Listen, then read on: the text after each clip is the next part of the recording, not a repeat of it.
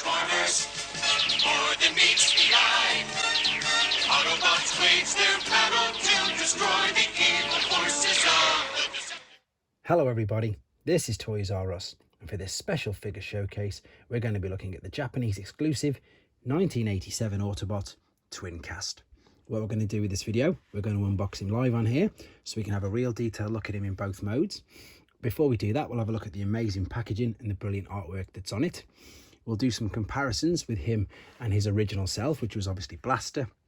And then we'll also look at the cool gimmicks that he's got, which again differentiates him from his original figure.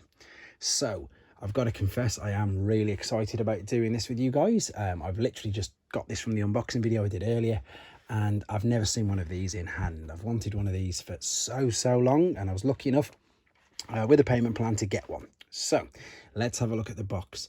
Look at this artwork here, it's stunning. So there is Twincast, and of course there is Steeljaw jumping out. He is obviously just a straight up redeco of Blaster. Well, I say he's a straight up, he's not, he's slightly retooled, only ever so slightly, and I'll show you what that is.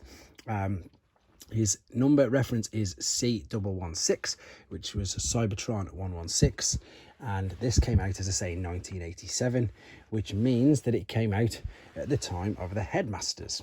And funnily enough, that is what he was in. So in Japan in 1987, completely different to Sunbow. With the rest of the world and the Sunbow cartoons, they had their own TV series cartoon called the Headmasters, and he was in that. And he is, of course, a reformatted and repurposed, as I say, Blaster, because Blaster in the cartoon unfortunately met his match and they rebuilt him. So let's have a look inside. Again, yeah, really looking forward to this guy. There he is. Wow, interestingly enough, Steeljaw's got the silver weapons, which is good. The colour on him looks really good. I can see the foam's a bit broken, so I need to be careful with that. And looks like we've got some paperwork as well. Brilliant stuff. So, right, let's carefully take him out of here. Very carefully. There we go. And I know this might sound a bit silly, but the cool thing about this straight away is the fact that he is packaged with Steeljaw. The original Blaster, which we're going to do some comparisons with in a second anyway, actually came with nothing. He didn't come with anything at all. As you can see, he was just packaged in his normal box like so. And this was even before the Autobots and Destrons, so the Cybertrons and Destrons were split up. He was just reference number 38, so you can see how much earlier he was. But again, no, he didn't come with Steeljaw, whereas there he is. The interesting thing with Steeljaw as well is that he was packaged individually in Japan. They packaged the bots individually rather than in pairs, and they sometimes came in little boxes as well. Interestingly enough, he has the gold weapons as well, whereas the one we've got here has got the silver weapons. So let's have an actual look at him. So you can see straight away the main colours are of course the main difference, and you may be able to tell if I turn it to the side, this is the retool part. So basically what this is, let's see if it works. Wow, I mean, look, the eject button works. You can see the cavity, the chest cavity there is much bigger, and that is because you can store 2 tapes in his chest, pretty much like Sound Blaster for the Decepticons. So that's the retool there. Let's pull Steeljaw out and have a look at him, and let's have a look at him. And there we go. Obviously in the box he's not fully transformed, so we'll just turn him around and display him like that. Right, a little bit gutted. I'll explain why in a second, but I'll carry on. Right, I might as well tell you what it is. There's a bit of sticker residue there, and that's because there should be a sticker there, and I'll come back and I'll explain that in a second, but we'll move on, we'll carry on. So let's have a look. So the difference again, we've got silver weapons instead of the gold. So there's the striking difference straight away.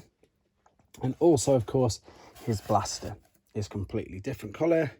It is a bright shade of red, and he also come with this tape case, which I don't think I was going to say has ever been removed. It doesn't feel like it has, and the polystyrene behind it looks like it hasn't.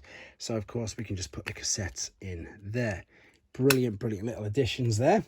Right, let's go forward and let's have a look at the transformation process then.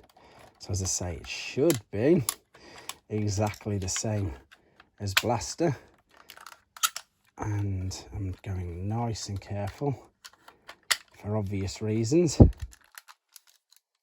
Transforming, pulling his legs out. Unfortunately, it is such an easy transformation process. Let's fold his feet down. The stickers on here look really good. I mean, that's something that you need to be aware of straight away. We'll pull the arms out. We'll slot these down. And the tabs for the arms as well, they're quite important. And luckily enough, with this guy, they are there as well. This guy's in stunning condition. There is only one teeny little flaw, and it isn't actually him. It's steel jaw, and I'll show you what it is in a book in a minute, and funny enough with the encore. So I'm just going to slide his fists out. It doesn't take anything away from the figure or displaying it, thankfully, but I'll show you what it is. So basically, I'll explain it. So obviously, because his chest cavity can hold 2 tapes, and you've got this red translucent plastic, and if any of you've seen my Sound Blaster video, the red translucent plastic works like a tech spec decoder, and there should be a little sticker there. Funny enough, I've got Buzzsaw here right now from Sound Blaster, just to show you what I mean. It's a sticker. It's incredibly similar to this one here. Can you see that there? So that is actually, I suppose it's that's Fortress Maximus. I'm just trying to get you to be able to focus in. That's technical data for Fortress Maximus, and when you put it in Sound Blaster's chest cavity, it acts as a tech spec decoder, and you can read and you can see through there, as I say, it's technical readout. That's all it's missing, unfortunately. That's what you'd be able to see through it. In fact, I've always got something like this at hand. So there's the book. You can see there, that's the sticker it's missing, unfortunately. Right, so let's have a look at him. He looks really good. What we're going to do, we're going to compare him next to standard Blaster. Again, same, but you can see now just how much the chest is bigger on this particular guy. There we go. I'm going to show you the 2 cassettes, actually. I might as well. Ooh, we nearly lost everything. So let's transform Steeljaw very quickly. This guy, again, he's quite sought after. He is quite hard to find. So if you do really want one of these guys and you can't necessarily find an original, he was in 2006 reissued as an eHobby exclusive. And I'll show you that in 2 seconds as well. So there we have a tape cassette ready. And then funnily enough, I might as well use the other Steeljaw that I had here. And we'll just transform him quickly as well. And exactly the same, as I say, transformation process, obviously, between the two. No difference between the Japanese and the English. So what we've got here is that will slot in. Oh, I need to do this transformation properly and stop rushing. That will fit inside, he says. Again, I need to stop rushing, which is what I'm doing because his head's still sticking out. Bear with me a second. Right, there we go. That's better. He is now inside there. Perfect. And you can see just how much space there is for the other cassette to fit in as well. And it will close perfectly. Now, unfortunately, as I say, we should be able to see a little sticker that's not there. However, I'm still very pleased and very chuffed with it. Here is the Blasters. Let's see if there's a big difference between these. And no, as you can see, it is literally just the colours. They're exactly the same. I'm going to put that one in there, move it out the way. So I quickly just mentioned the 2006 reissue. I'll show you that because that is at hand as well. Here it is. There you go. This one was number 22, part of the Encore series. And funnily enough, brilliant. There's the 2 stickers, but they're on 2 different ones. See there? That's what it would look like. And of course, when it's inside his chest, you would be able to see the schematics. That's the word I'm after, the schematics for Help to Destroy Scorponok. There we go. There he is. What I'm going to do now then is just very quickly put the gun in his hand. I'm going to be displaying this guy in robot mode, which is good. Let's have a quick look at the paperwork then. So the instructions are totally different in Japan. What we've got here is they're folded out.